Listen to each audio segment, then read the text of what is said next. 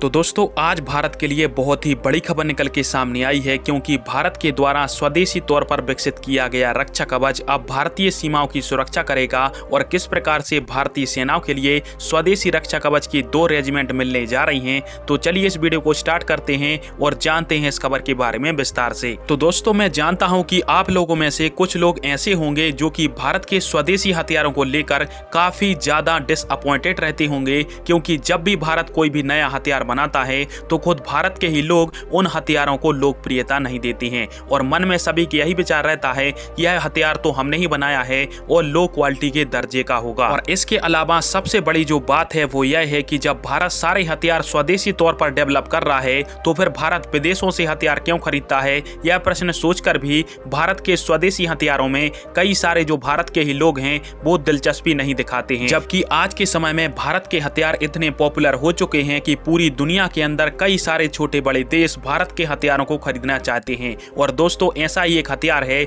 जिसका नाम है आकाश एयर डिफेंस सिस्टम। और इसके बारे में आप सभी ने बहुत पहले से ही सुन रखा होगा कि भारत एक आकाश नाम का surface to air defence system को बना रहा है जो कि बनकर तैयार होगा। पर दोस्तों होता क्या है कि जब भारतीय सेना को एयर डिफेंस सिस्टम मिलते हैं तो उनकी खबरें कवर नहीं की जाती है, जिसके कारण से आप सभी को भारत के स्वदेशी हथियारों के बारे में ज्यादा जानकारी नहीं मिल पाती है। पर दोस्तों आज यही जानकारी निकल के सामने आई है कि भारतीय सीमाओं की सुरक्षा के लिए आकाश एयर डिफेंस सिस्टम के प्राइम वर्जन की जो 2 रेजिमेंट हैं उनको भारतीय सेना को सौंपा जाना है। और आप सभी इस बात को जानकर हैरान हो जाओगे कि इसी आकाश एयर डिफेंस सिस्टम के अभी दर्जनों टेस्ट भारत के अलग अलग जगहों पर भारत के वैज्ञानिकों ने कंडक्ट किए हैं। अब इस अपने स्वदेशी एयर डिफेंस सिस्टम की जो सबसे बड़ी खासियत है वो यह है कि मात्र 2 करोड़ रुपए में इसकी एक यूनिट आती है, जबकि आप सभी इस बात को जानते होंगे कि अन्य किसी भी एयर डिफेंस सिस्टम की मात्र एक मिसाइल 5 से लेकर 7 करोड़ रुपए की आती है। और इसकी सटीकता के बारे में बात करें तो इसकी रेंज भली 35 से 50 किलोमीटर के बीच है, परंतु इसकी जो सटीकता है